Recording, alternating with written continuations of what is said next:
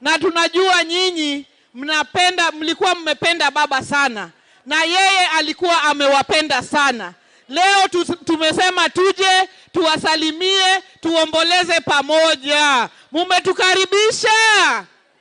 Mumetukaribisha Lamu. Nione kwa mkono wale ambao wanasema karibu chama cha ODM hapa Lamu.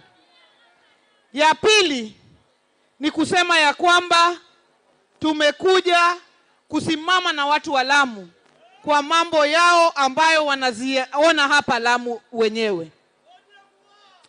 Sisi kama chama, Baba Raila Amolo Odinga kama hajapumzika, alikuwa na masikizano na yule President Dr. William Samoei Ruto. Na yale mazungumzo yalikuwa yamewekwa katika mambo ya wananchi. Mambo ya vijana na ajira kwa vijana, mambo ya compensation kwa wale watu ambao wameumia hii miaka yote, mambo ya mashamba, mambo ya security, mambo ya national debt na hayo mambo mengine. Na sisi tukija hapa leo, tunataka kusema ya kwamba tukisonga mbele kama chama tumeamua ya kwamba tukisonga mbele pale 2027 ODM haitawahi rudi tena kuwa chama cha opposition. Lazima ODM ndio itaunda serikali 2027 ama iungane na zile chama ambazo zitaunda serikali 2027. Na tumempea nafasi kiongozi wetu Dr. Oburu Oginga Odinga aanze mazungumzo na vyama ambao tuko nao na fikira sawa. Tukianza na UDA ambao tuko nao katika hii broad based government.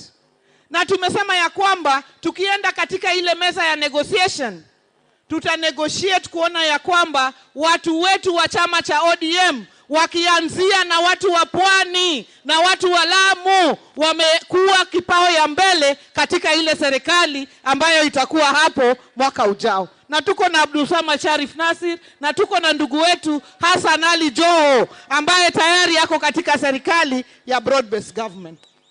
Lakini hatutazungumzia nyadhifa peke yake. Tutazungumzia yale maneno ambayo yanahusu watu wa Pwani na watu wa Lamu. Kuanzia mambo ya security, kuanzia mambo ya kazi kwa vijana, kuelekea mambo ya mashamba ya watu wa Lamu.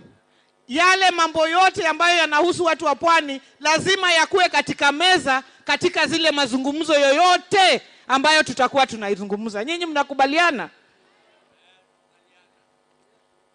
Na mimi nataka niseme hivi, kwa sababu nimeona mazungumzo mengi kuhusu zile decisions ambazo chama zimechukua. Sisi tumesema ya kwamba tunataka chama cha baba kiwe chama kimoja, united and moving in the same direction. Lakini kama uongozi wa chama cha ODM ni chama kikubwa kwa sababu iko na institutions na structures. Structures kama vile NEC, structures kama vile Central Committee na structures kama vile NDC na NGC. Na chama ikifanya uamuzi, mimi kama kiongozi wa chama siwezi enda kinyume na hiyo uamuzi wa chama ambayo imefanya. I can speak my mind because ODM is a democratic party. But I cannot go against decisions of party organs as a senior official of the party. Kwa hivyo, chama ni cha watu wote.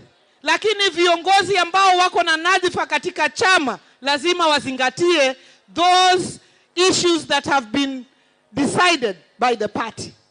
Na mimi nimeona watu wanazungumza wanasema kwamba NEC was illegal na imefanya illegal decisions. NEC ya chama cha ODM is fully constituted by 40 members. At the NEC we had yesterday, we had 34 out of the 40 members of NEC attending and present, and we had 2 apologies.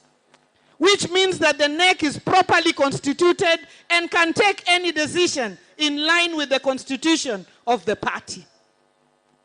And we want the whole party to move together forward. Lakini indiscipline cannot be mistaken for democracy.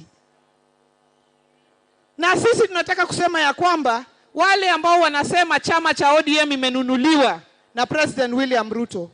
Hii broad based ambayo tuko ndani siku ya leo haikuwa sisi tuliingia.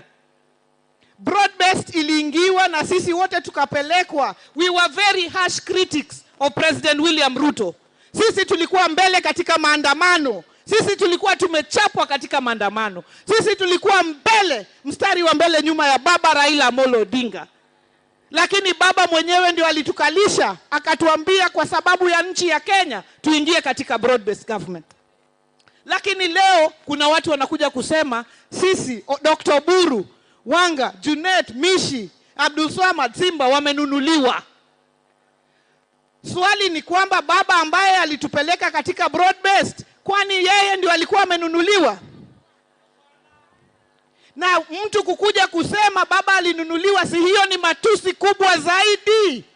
Hatuwezi kubali matusi kama hayo. Sisi tuko pale ambapo baba mwenyewe alitufikisha. And we know the culprit in this whole agenda. Na huyo anaitwa former President Uhuru Kenyatta. Yeye ndio anatamani ODM isishikane pande hii, iende ishikane na wale watu wa Wamunyoro. Lakini sisi tunazungumza na wananchi, nyinyi watu wa Lamu. Pale baba ambaye alituacha hapa broad based, ambaye Hassan Ali Joho ako ndani, anazingatia mambo yenu, na huko kwa Wamunyoro gani tutakuwa ndani?